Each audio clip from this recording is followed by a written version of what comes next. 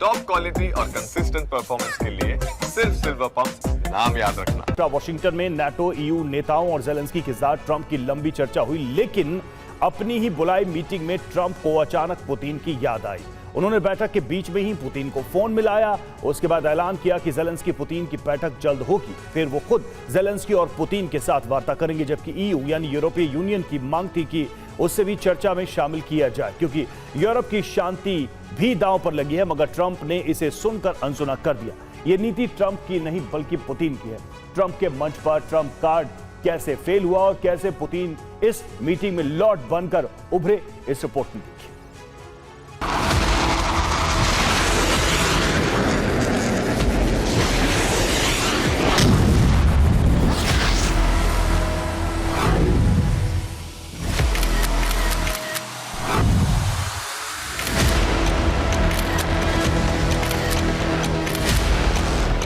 आशंकाएं बाकी हैं, संशय बना हुआ।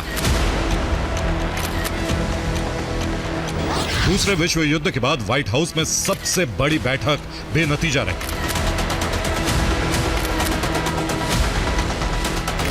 व्हाइट हाउस सम्मेलन के निर्देशक पुतिन बनकर उभरे हैं। ट्रंप कार्ड बेअसर रहा और अभी भी सवाल बाकी है कि युद्ध विराम होगा या नहीं।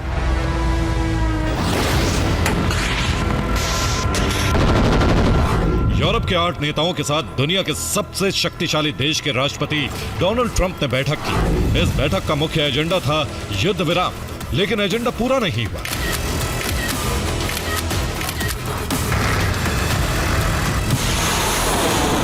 बैठक जारी रही और उसी बैठक के बीच यूक्रेन पर रूस के हमले। जब ट्रंप युद्ध विराम पर मंथन कर रहे थे, तब रूस की सेना यूक्रेन के कई शहरों पर मिसाइल और ड्रोन हमले कर रही थी। यूक्रेन की मदद के लिए व्हाइट हाउस की बैठक में पूरा यूरोप और नाटो शामिल।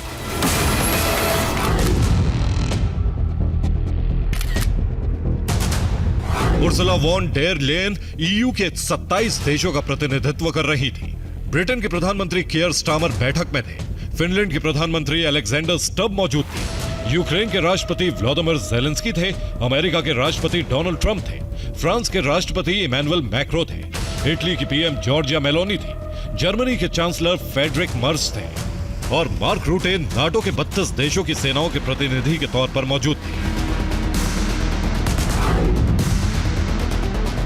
जब ये सब नेता व्हाइट हाउस में थे, तभी अमेरिका के राष्ट्रपति ने फ्रांस के राष्ट्रपति से कान में कहा कि पुतिन उनके लिए डील करने को तैयार है। लेकिन माइक इतना हाईटेक थे कि फुसफुसाहट भी रिकॉर्ड हो गई। वर्ल्ड वॉर 2 के बाद सबसे पावरफुल मीटिंग बुलाकर भी अपने ही घर में ट्रंप उस वार्ता का कोई नतीजा नहीं निकाल पाए। पूरे 3 घंटे चली रस्साकशी के बाद आखिरकार ट्रंप को मीटिंग छोड़कर पुतिन की शरण में जाना पड़ा। बैठक में जो भी चर्चा हुई, उसके बारे में ट्रंप ने तुरंत पुतिन को जानकारी देने का फैसला किया।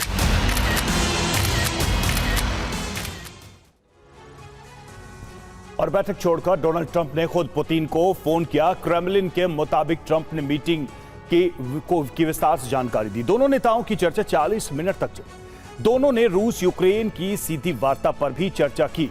पुतिन ट्रंप ने अलास्का समिट के बाद हुई प्रगति पर बातचीत की। पुतिन ने अलास्का में स्वागत सत्कार के लिए ट्रंप को धन्यवाद दिया। बातचीत में दोनों ने यूक्रेन समस्या पर संपर्क बढ़ाने पर सहमति जताई।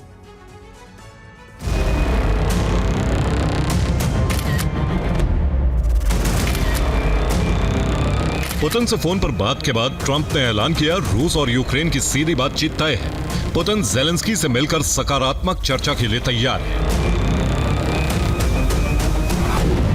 ट्रंप ने कहा कि पुतिन जेलेंस्की की मीटिंग का प्रबंध किया जा रहा है। बैठक की जगह अभी तय की जाएगी।